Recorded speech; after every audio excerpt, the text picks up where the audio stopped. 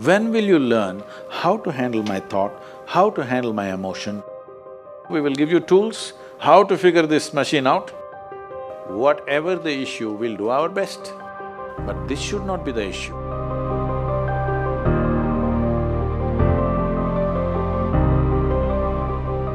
See, this is an unfortunate condition that a whole lot of human beings are in their experience. In their personal experience, life is like me versus the universe. Being in competition with the universe is a stupid thing to do. That's not a competition you must get into. Hello? Me versus the universe is a bad competition to get into. Would you also agree with me? So, this is why yoga does not mean twisting and turning your body. The word yoga means union. Right now it's me versus the universe. This is just your psychological condition. This is not the reality. Even when you feel utterly lonely, are you still breathing? So you're transacting with the world, isn't it? Yes? You only can't get along with the people around you, but atmosphere is okay with you, food is okay if it tastes good, water is okay. You have transaction with the world, isn't it? Your existence is constantly an engagement with the universe, but your mind becomes against the universe.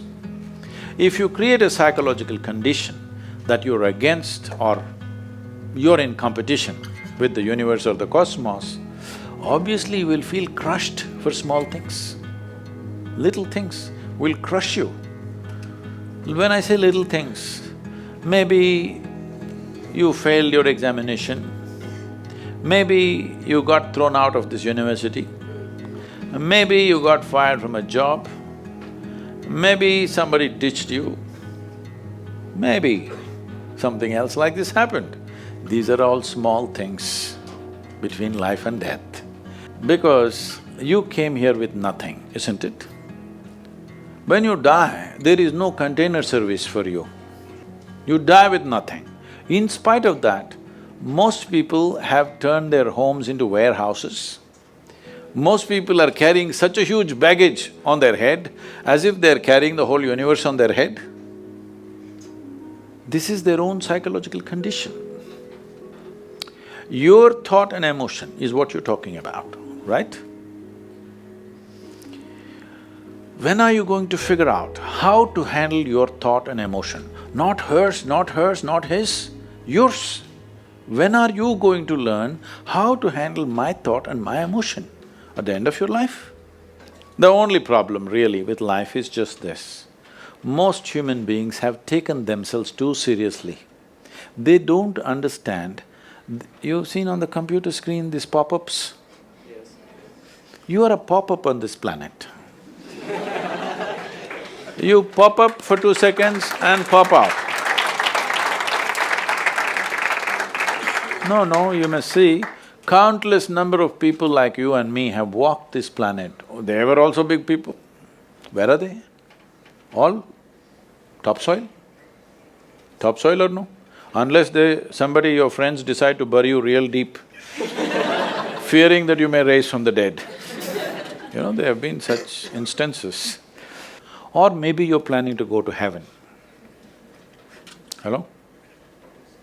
Anybody who talks about a place other than this place as a better place than this is a crime against humanity.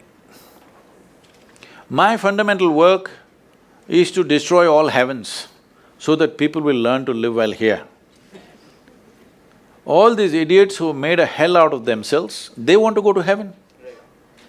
They made a mess out of this place and then they want to go to heaven. I'm asking you, do you have any proof? Do you have any proof that you are not already in heaven and messing it up? Do you have any proof?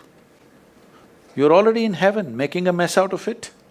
Yes, simply because you are not even learning how to handle your basic faculties of thought and emotion, isn't it?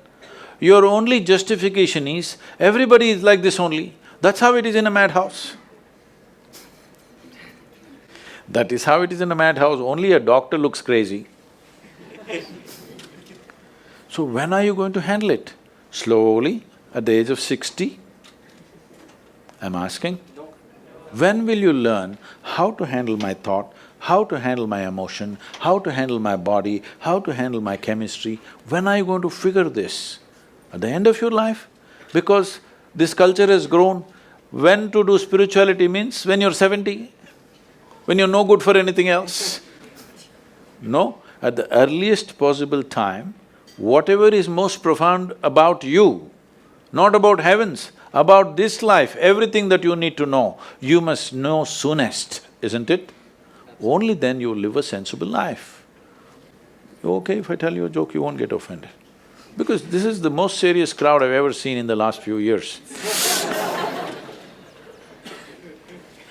How many of them are journalism? Most of them? Okay.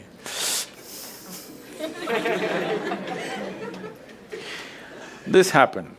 Shankaran Pillai, when he was in Paris, was married to a French woman. One day, it was their anniversary, first anniversary. So she invited a bunch of friends and she wanted to cook something really fresh, everything fresh. So from morning, she was driving him to this market, that market, he got this fresh vegetables, fresh meat, fresh chicken, this, that, everything. Then in the evening she said, because the French have this, snail appetizer, she said, go to the beach and get some snails, fresh, and I will make some appetizer for all the friends who are coming. So Shankaran Pillai went to the beach and he was picking up all the snails and putting it in a bucket. Then he met an old friend, an Indian guy. They hit it off and they were talking about their old times. He just forgot that he's married. You know, when you meet old friends, it happens.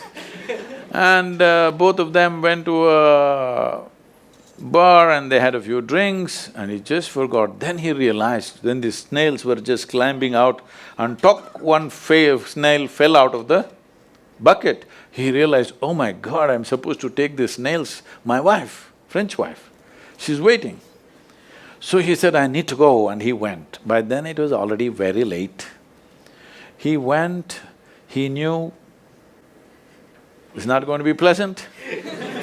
So he came near the house and spilled all the snails on the ground, threw away the bucket and went and knocked on the door. The French fury came.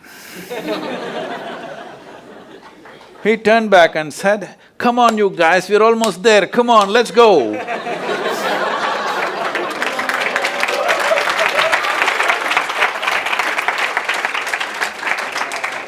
So, when are you going to pick your snails and put them in the bucket and fix them?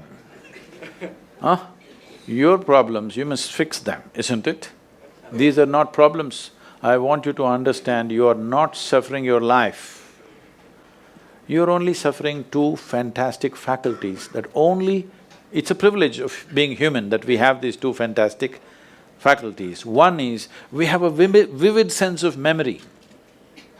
This is because of this memory our life is so rich, unlike any other creature. And we have a fantastic sense of imagination. Now, this is what you're suffering. What happened 10 years ago, you can still suffer. Why? Are you suffering life or memory? Hello? Memory. Memory. What may happen day after tomorrow, you're already suffering. Are you suffering life or imagination? Imagination.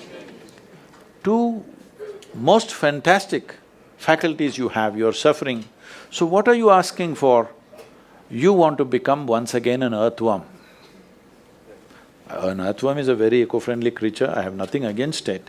But it took millions of years of evolution to get you this size of brain, and now you're suffering it. If we take away half your brain, of course you will sit there without any anxiety, without any suffering, peacefully.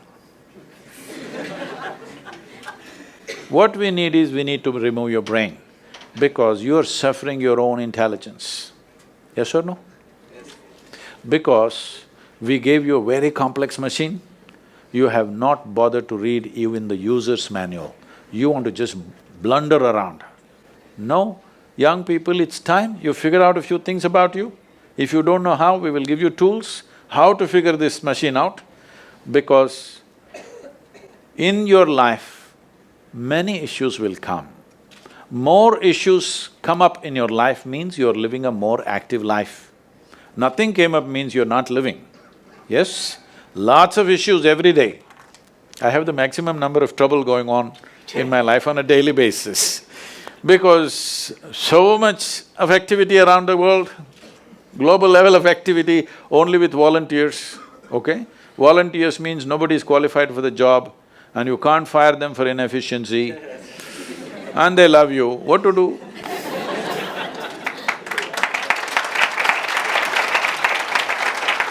This one thing you must fix, that is, in your life, you are not the issue, okay? Whatever the issue, we'll do our best, but this should not be the issue.